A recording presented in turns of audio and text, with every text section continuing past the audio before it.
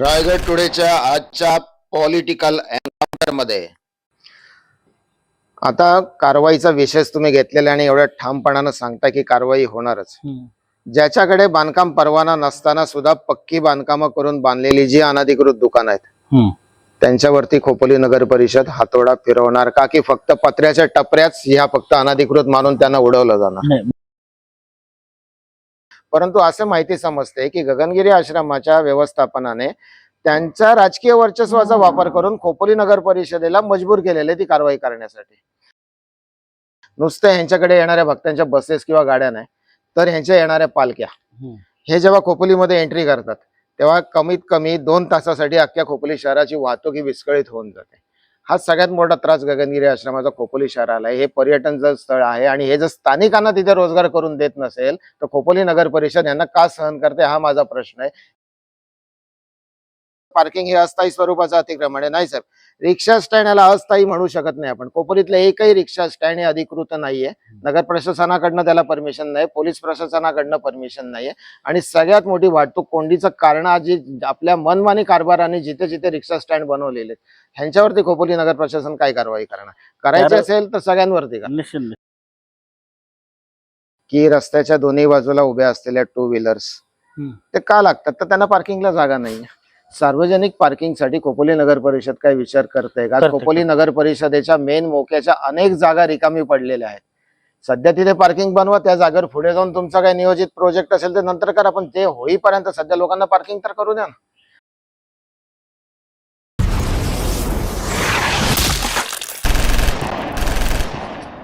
रायगड टुडेच्या आजच्या political encounter मध्ये नमस्कार मित्रांनो, रायगड टुडेच्या पॉलिटिकल एन्काउंटर मध्ये आज पुन्हा एकदा आपल्यासोबत आहेत खोपोली नगर परिषदेचे बांधकाम सभापती अनिल पुंडलिक सानप। नमस्कार, जय महाराष्ट्र। अनिल जी, माझ्या अंदाजाने खोपोली नगर परिषदेच्या निवडणुकांचे निकाल लागल्यानंतर लगेच नेक्स्ट डेला आपण तुमच्या पॉलिटिकल एन्काउंटर मध्ये आपण इंटरव्ह्यू घेतला होता। त्याच्यानंतर आज पुन्हा एकदा आपल्याला इथे बोलवलेलं आहे आम्ही। विषय असा आहे की चला विषय तर आपण नंतर हात घालू।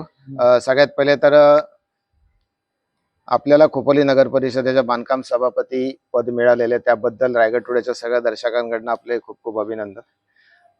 कसं वाटतंय बांधकाम सभापती पद मिळाल्यानंतर एवढं मोठं पद आज आपल्याला मिळालेलं आहे? निश्चित माझ्यासाठी तर ते स्वप्नवत होतं। आपल्याला कल्पना आहे, माझ्या अनेक पिढ्यांमध्ये कोण माझ्या घरात कधी साधा सदस्यही नव्हता।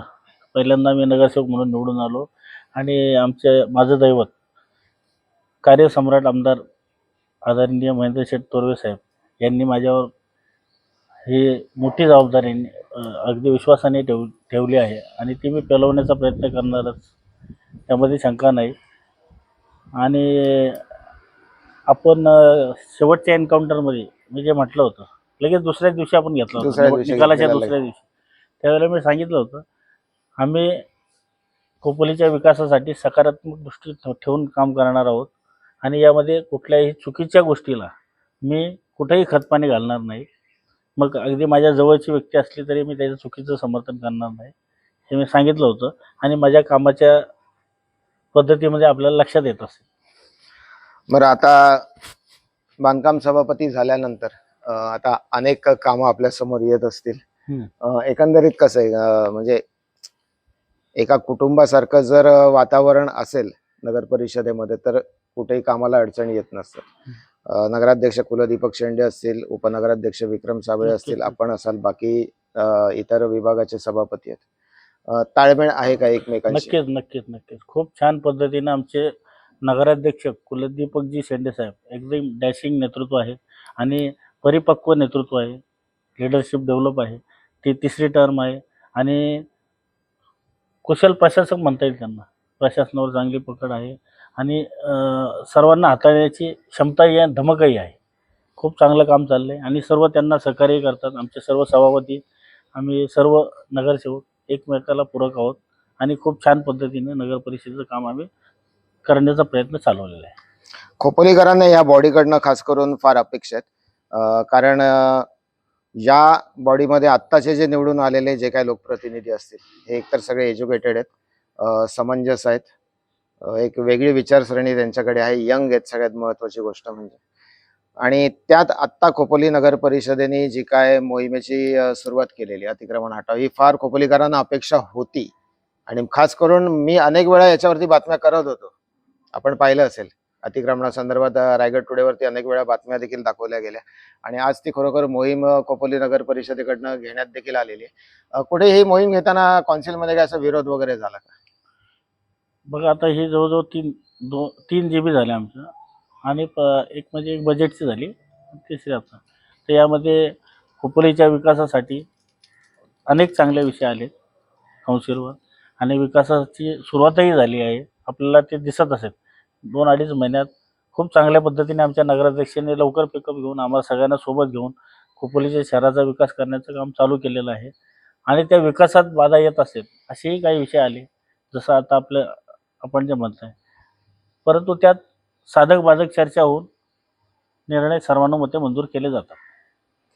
अ, माझ्या अंदाजाने इलेक्शनच्या आधीचे आपले जे पॉलिटिकल एन्काउंटर झालेले आहेत, माझ्या अंदाजाने तुमचे 2 इंटरव्ह्यूज झालेले आहेत. 3 झालेले आहेत. कुलदीपक शेंडे यांचा एक झालेला आहे. आणि तुमच्या दोघांच्या इंटरव्ह्यू मध्ये कॉमन असा विषय होता आणि तो म्हणजे पर्यटनाला वाव देणं आणि पर्यटनाच्या माध्यमातून स्थानिकांना रोजगार उत्पन्न करून देणं. अनिलजी, आपण नुसते बांधकाम सभापती नाही तर सर्वप्रथम आपण प्रभाग क्रमांक 3चे नगरसेवक आहात. सर्वस्वी प्रभागाची जबाबदारी आपल्यावरती आहे आणि आपल्या प्रभागामध्ये आपण म्हटलेलं की मला वॉटरफॉल जो आहे तो डेव्हलप करायचा आहे, तिथे काही पर्यटन स्थळ चांगल्या प्रकारे सुरक्षित पर्यटन स्थळ बनवायचं आहे जेणेकरून पर्यटक वाढतील. चला, तो नंतरचा भाग झाला. आपण त्याच्यासाठी प्रयत्न देखील आपले सुरू आहेत, आपण केलेले आहेत. फॉरेस्ट डिपार्टमेंटकडनं आपल्याला हिरवा कंदील सुद्धा देण्यात आलेला आहे. बरं, आता जे ऑलरेडी एक पर्यटन स्थळ आपल्या प्रभागामध्ये प्रभाग क्रमांक 3 म्हणजे ते म्हणजे गगनगिरी महाराजांचा आश्रम आणि या आश्रमाच्या बाहेर देखील तिथे पर्यटन असल्यामुळे स्थानिक मोहनवाडीतले जे काही असतील, मोहनवाडी असेल, प्रकाशनगर असेल, तिथले स्थानिक जे आहेत रहिवासी, त्यांचे तिथे अनेक दुकानं होती. कोणाचं फुलाचं दुकान असेल, कोणाचं हाराचं असेल, कोणाचे फूड स्टॉल्स होते, अशी बरीच दुकानं तिथे होती. आणि आपल्या या नगर प्रशासनाच्या अतिक्रमणाच्या कारवाईमध्ये माझ्या अंदाजाने सगळ्यात पहिली कारवाई तिथेच झालेली आहे खोपोली शहरात. तर ती दुकानं उठवण्यात आलेली आहेत. तसं पाहायला गेलं तर ती जी जागा आहे, ज्या जागेमध्ये त्यांची दुकानं होती, ती टाटा पॉवर कंपनीची आणि टाटा पॉवर कंपनीला त्या दुकानांवरती कुठचाही आक्षेप नाही. स्वतः टाटा पॉवरने सांगितलेलं की आम्हाला हे इथे रोजगार करतात, त्याच्यावर आम्हाला कुठेही आक्षेप नाहीये. परंतु असं माहिती समजते की गगनगिरी आश्रमाच्या व्यवस्थापनाने त्यांच्या राजकीय वर्चस्वाचा वापर करून खोपोली नगर परिषदेला मजबूर केलेले ती कारवाई करण्यासाठी. हे आपल्याला कितपत योग्य वाटतंय की आज तिथल्या स्थानिकांना त्यांचा राजकीय वापर करून तिथल्या स्थानिकांची दुकानं उठवलेली आहेत आणि सगळ्यात महत्वाचा मुद्दा म्हणजे स्थानिकांची दुकानं उठवल्यानंतर तिथे गगनगिरी आश्रमाची भली मोठी पार्किंग झालेली. म्हणजे त्या स्थानिकांना फक्त त्यांना पार्किंग, यांच्या भक्तांना पार्किंगची जागा मिळावी यासाठी उठवलंय का? तर हा अन्याय नाहीये का त्यांच्यावरती? बघा, आपण जो मांडला तो मुद्दा खोपोलीच्या मागच्या जीबीमध्ये सर्वसाधारण सभेमध्ये हा विषय आला. खोपोली शहरातील रस्त्यालगत रहदारीला वाहतुकीला अडथळा करणाऱ्या टपऱ्या, हातगाड्या किंवा आणि काही सर्व अतिक्रमणं हटवण्याचा विषय आला. त्या विषयावर तब्बल 3 तास चर्चा झाली. सर्व आपल्याला पडणार नाही असे प्रश्न त्या काउन्सिलमध्ये आले आणि त्याच्यावर आम्ही सर्वांमध्ये मंथन करून निर्णय घेतला की कारवाई ही झालीच पाहिजे. अतिक्रमणाची कारवाई जर आपण करत नाही तर आपल्याला रहदारीला अडथळे होतात. परत शहराच्या सौंदर्याचा पण प्रश्न आहे. अनेक ठिकाणी 4 बांबू लावले, त्याला कपडा लावला. तर आता ही नवीन बॉडी आहे. 2.5-3 महिन्यातच आमचे नगराध्यक्ष हे डॅशिंग आहेत आणि एकदम ताकदवर आहेत. त्यांच्यामध्ये धमक आहे आणि त्यांनी त्यांच्या कामाची चुणूक दाखवून दिलेली आहे आणि ते निर्णय घ्यायला सक्षम आहेत आणि त्यांच्या पाठी संपूर्ण काउन्सिल आम्ही ठाम आहोत. आणि चुकीच्या कामावर गदा येणार. चुकीचं काम असेल, तुम्ही परवाना घ्या, तुम्ही परवानगी घेऊन काम करू शकता. तुम्ही रोजगाराला कुणाचाही विरोध नाही, परंतु तुम्ही तो रोजगाराचं साधन बनवताना त्याची परवानगी घ्या. रितसर शासकीय परवानगी मिळते, ती घेऊन तुम्ही करायला पाहिजे. जिथं जिथं परवानाधारक आहेत त्यांना कारवाई झालेली नाही असे पण आहेत, परंतु त्यांना पण रोडवर रहदारीला अडथळा असेल अशा ठिकाणी कुणालाही आता सहन केलं जाणार नाही. ती कारवाई होणार. पूर्ण संबंध शहरात होणार आहे. ती काय ठराविक एका ठिकाणी नाही आणि अला जवळ घेतलं जाईल, बला लांब केलं जाईल असं नाही. ब, क, ड सर्वांवर कारवाई समान केली जाईल. कायद्याच्या कसोटीवर उतरून ती केली जाईल. आमचे अधिकारी सक्षम आहेत. ती जागा कोणाची आहे, काय आहे, काय नाही, कशात येते, रस्त्यात येते, आहेत. आमचे सर्व अधिकारी त्याच्यामध्ये सर्व अभ्यास करूनच ती कारवाई करतात. कारवाई पोलीस प्रशासनही सोबत होतं, आपण पाहिलं असेल. तर सर्व गोष्टींचा विचार करूनच केला गेला. आणि जर तुमच्या कुठं असं निदर्शनात आलं असेल की कुठे अवर कारवाई गेली आणि बवर नाही, तर त्याच्यावरही विचारणा केली जाईल. फक्त आता झालंय काय, काही गोष्टी अशा आहेत, स्थायी अतिक्रमणं आणि अस्थायी अतिक्रमणं. स्थायीमध्ये जसे तुमच्या आता जागेवर टपऱ्या आहेत फिक्स केलेल्या किंवा हातगाड्या आहेत त्या, परंतु त्या अतिक्रमण हटवल्यानंतर त्या जागेवर 4 व्हीलर 2 व्हीलर यांची पार्किंग होणं ही अस्थायी झाली. ही कारवाई आमच्या प्रशासनाकडं नसताना ही पोलीस प्रशासनाने कारवाई करायची असते. त्यांच्यावरती काय चलन फाडणे किंवा त्यांच्यावर दंडात्मक कारवाई करणे हे पोलीस प्रशासनाचं काम आहे. आमच्या प्रशासनाचं जे काम होतं ते आम्ही केलेलं आहे. हां, आणि राहिलेला विषय जेव्हा आमच्या काउन्सिलमध्ये हा विषय आला त्यावेळेला आम्ही सर्व नगरसेवक आग्रही होतो की पहिले आपण पर्यायी व्यवस्था करू. परंतु पर्यायी व्यवस्थेबाबत पण चर्चा झालेली आहे आणि बऱ्यापैकी सर्व आम्ही नगरसेवक सकारात्मक आहोत. पर्यायी व्यवस्था यायला थोडा वेळ लागेल, परंतु हा विचाराधीन प्रश्न आहे. सर्व काउन्सिलने विचारात घेतलेला विषय आहे, अध्यक्षांनीही घेतलेला आहे. परंतु त्याच्यामुळे जी नियमित आणि कायम होणारी जी अतिक्रमणावर कारवाई ती थांबली जाणार नाही. ती जर केली नाही तर शहर बकाल होणार आणि त्याला जबाबदार आपणच असतो. शहर बकाल करणार डोळे झाकून चालणार नाही. आणि ही नवीन बॉडी सर्व कार्यक्षम आहे. कोणी कुठल्याही चुकीच्या कामाचं समर्थन करणार नाही आणि कुठल्याही चुकीच्या अतिक्रमणाच्या कारवाईवरचंही आम्ही समर्थन करतो. त्याच्या विरोधात कुणीही बोलणार नाही, कारण सर्वानुमते ठराव पास झालेला आहे. तुम्ही जर बोलल्याप्रमाणे आपण म्हणालात की गाड्या हटवल्यानंतर तिथे जर पार्किंग होत असेल तर ती अस्थायी स्वरूपाची आहे. साहेब, अस्थायीला पण काहीतरी एक लिमिट असतं ना. निश्चित आज स्थायी असो अस्थायी असो, आम्ही कारवाई सगळ्यांवर अपेक्षित ठेवतो. आज तिथल्या गाड्या काढल्यानंतर तिथे ज्या पद्धतीने पार्किंगची गच्चंडी होते आणि वास्तविक पाहतात त्याच्यामुळे ट्रॅफिक कोंडी होते. आज या खोपोली शहराला सगळ्यात मोठा ट्रॅफिक कोंडीचा जर कुठचा त्रास असेल, कोणा वाचून असेल, तर तो गगनगिरी आश्रमामुळे. नुसतं ह्यांच्याकडे येणाऱ्या भक्तांच्या बसेस किंवा गाड्या नाही, तर ह्यांच्या येणाऱ्या पालख्या हे जेव्हा खोपोलीमध्ये एंट्री करतात तेव्हा कमीत कमी 2 तासासाठी अख्ख्या खोपोली शहराची वाहतूक ही विस्कळीत होऊन जाते. हा सगळ्यात मोठा त्रास गगनगिरी आश्रमाचा खोपोली शहराला आहे. हे पर्यटन जर स्थळ आहे आणि हे जर स्थानिकांना तिथे रोजगार करून देत नसेल तर खोपोली नगर परिषद यांना का सहन करते, हा माझा प्रश्न आहे. ह्यांच्यामुळे होणारी ही जी ट्रॅफिक कोंडी अख्खा खोपोली शहर विस्कळीत होतंय, त्याच्यावरती खोपोली नगर परिषद यांच्यावरती काय ऍक्शन घेणार, हा माझा मुद्द्याचा प्रश्न माझा आहे. बघा, यासाठी मी बांधकाम सभापती म्हणून आपल्या निदर्शनात आणून देऊ इच्छितो की काउन्सिलवर हा विषय झाला होता. या पर्यटनाच्या याच्यातून निधी आणून आपण 18 मीटरचा रोड तिथं घेत आहोत, जो आज कंजेस्टेड आहे. तो ब्रिजही कंजेस्टेड आहे, तर तो आपण मंजूर पण केला, आमच्या काउन्सिलने मंजूर केलेला आहे. परंतु ह्या वारंवारच्या तक्रारी असल्यामुळं कारवाई संबंध शहरात घेतली गेली आणि शहरात जशी कारवाई आहे तशीच ही कारवाई कॉमन कारवाई आहे. ही कुणाला पक्षपातीपणा किंवा वेगळेपणाने ही कारवाई नाही आहे. तर या कारवाईचं उलटं आपण नागरिकांनी, खोपोलीच्या शहरातील नागरिकांनी स्वागत केलं पाहिजे आणि स्तुत्य उपक्रम म्हणून तुम्ही स्वागत केलं नाही नाही, पाहिजे. स्वागत निश्चित आहे तुमचं. आमच्या कालच्या बातमीपत्रावरती आम्ही बोललेलो आहे. फक्त आमचं एकच म्हणणं आहे, कारवाई झाली तर ती सरसकट सगळ्यांवरती झाली पाहिजे. तुम्हाला जर असं वाटेल, जसं की तुम्ही म्हणाला अस्थायी स्वरूपाचं, जसं पार्किंग हे अस्थायी स्वरूपाचं अतिक्रमण आहे, नाही साहेब. रिक्षा स्टँड याला अस्थायी म्हणू शकत नाही आपण. खोपोलीतलं एकही रिक्षा स्टँड हे अधिकृत नाहीये. नगर प्रशासनाकडनं त्याला परमिशन नाही, पोलीस प्रशासनाकडनं परमिशन नाहीये. आणि सगळ्यात मोठी वाहतूक कोंडीचं कारण जी आपल्या मनमानी कारभाराने जिथे जिथे रिक्षा स्टँड बनवलेले ह्यांच्यावरती खोपोली नगर प्रशासन काय कारवाई करणार? करायची असेल तर सगळ्यांवरती करा. निश्चित. मग एक मुद्दा मी तुम्हाला सांगतो की जर दीपक हॉटेलच्या समोरचा जो परिसर आहे तिथे आपल्याला आठवत असेल, कुलतेचं दुधाचं दुकान होतं, त्याचबरोबर काही बांगड्यांची कासाराची दुकानं होती, रद्दीची दुकानं होती, अशी लाईनीत तिथे 7 ते 8 दुकानं होती. ती दुकानं खोपोली नगर प्रशासनानं अतिक्रमणामध्ये हटवली आणि तिथे रिक्षा स्टँड बनवला. हा कुठचा न्याय आहे? निश्चित हा विषय आपल्याला मी ज्ञात करून देतो की काउन्सिलवर सुद्धा हा विषय घेतला. कारण ही आपण जो विषय मांडता हा विषय माझ्याही कल्पना, कारण मी पत्रकारितेमध्ये आहे त्यामुळं मला माहिती आहे. आणि त्या नक्कीच रहदारीला मुख्य रस्त्यावर अडथळा होतोच आहे. तर असे सर्वच आता तुम्ही एक एक सांगताय, आम्ही खोपोली शहरातले असे सर्वच ठिकाणं प्रत्येकाने तिथं आपलं मत मांडलेलं आहे. प्रत्येक नगरसेवकांनी त्यांच्या प्रभागातलं मत मांडलेलं आहे. सगळीकडची मतं आलेली आहेत आणि ही कारवाई सर्वांगीण चालू झालेली आहे. ही कुठं एक ठिकाणी कारवाई होईल आणि थांबणार असं नाही, सर्वांगीण कारवाई होणार आणि नियमित आणि सातत्याने होणार. यापूर्वी तुम्ही ऐकलं नव्हतं ना, परंतु ह्या बॉडीमध्ये ही अतिक्रमणांवरची कारवाई नियमित आणि सातत्यपूर्ण होणार.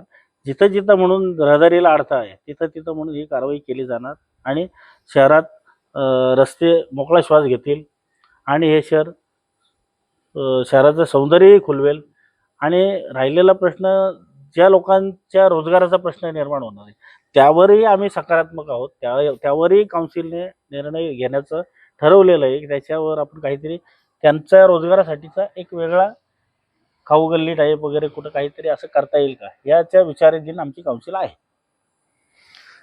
माझं म्हणणं असं आहे की रोजगार तुम्ही उत्पन्न करून द्याच त्यांना, पण त्याचबरोबर शहराच्या सौंदर्यीकरणाचा विषय जेव्हा येतो त्यावेळेला खोपोली नगर प्रशासनाकडनं सगळ्यात महत्वाचा मुद्दा म्हणजे जो आहे की रस्त्याच्या दोन्ही बाजूला उभ्या असलेल्या टू व्हीलर्स ते का लागतात, तर त्यांना पार्किंगला जागा नाही.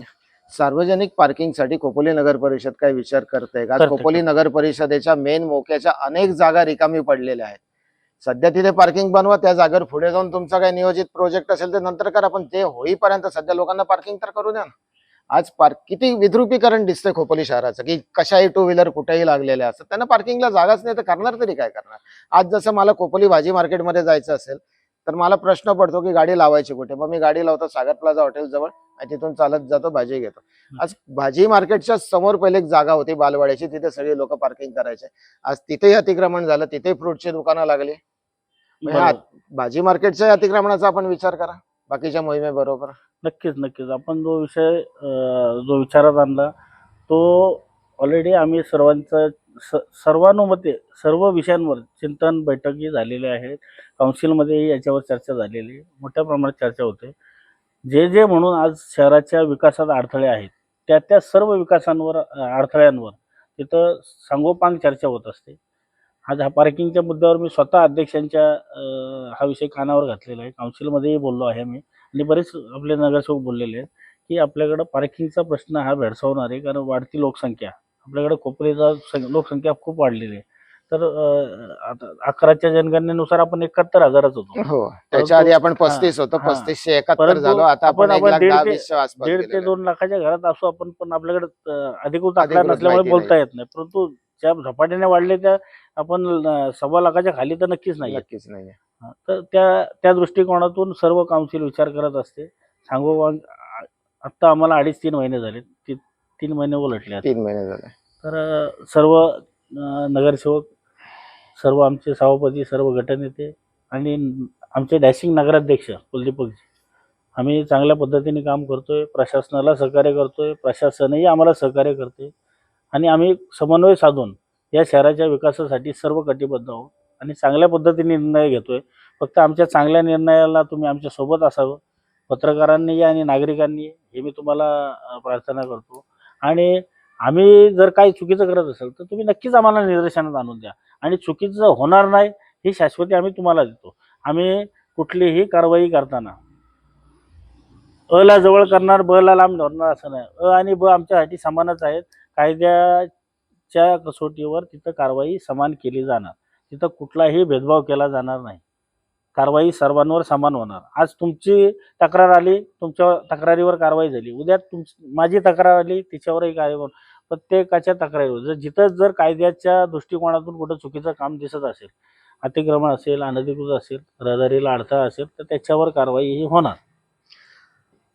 आता कारवाईचा विषयच तुम्ही घेतलेला आणि एवढ्या ठामपणानं सांगता की कारवाई होणारच.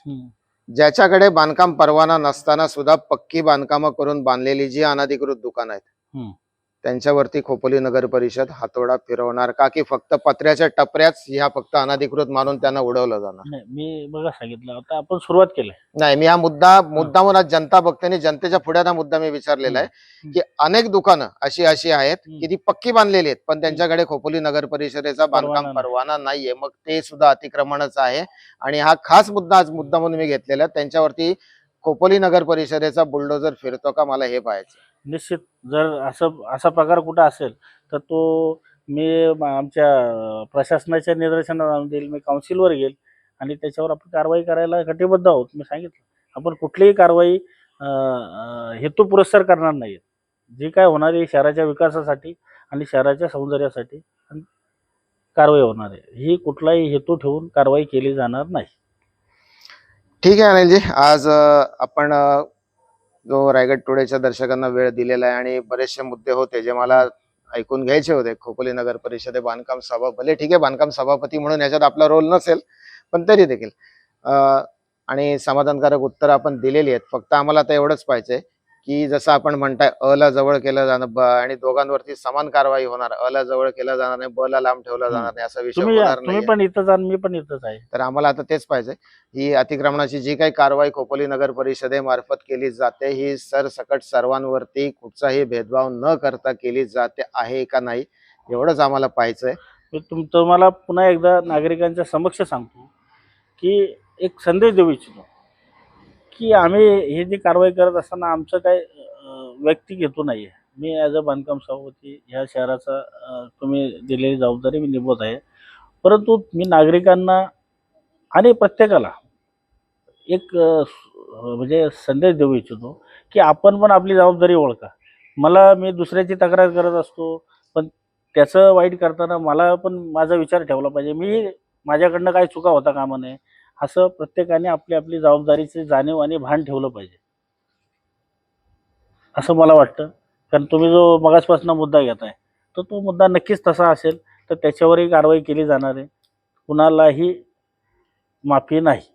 जर त्याच्यात तो दोषी आढळला तर त्यांच्यावर कारवाई केली जाणार. ठीक आहे मित्रांनो, आज तुमच्या मनामध्ये खास करून दर्शकांच्या मनामध्ये जे प्रश्न असतात तेच आम्ही विचारतो आणि माझ्या अंदाजाने आमच्या दर्शकांना जे मनातले प्रश्न होते ते मी इथे विचारलेले आहेत. काही राहिलं असेल, काही वाटत असेल, तुम्हाला अजून काही बोलायचं असेल तर कमेंट बॉक्समध्ये तुम्ही कमेंट निश्चितपणानं करू शकता.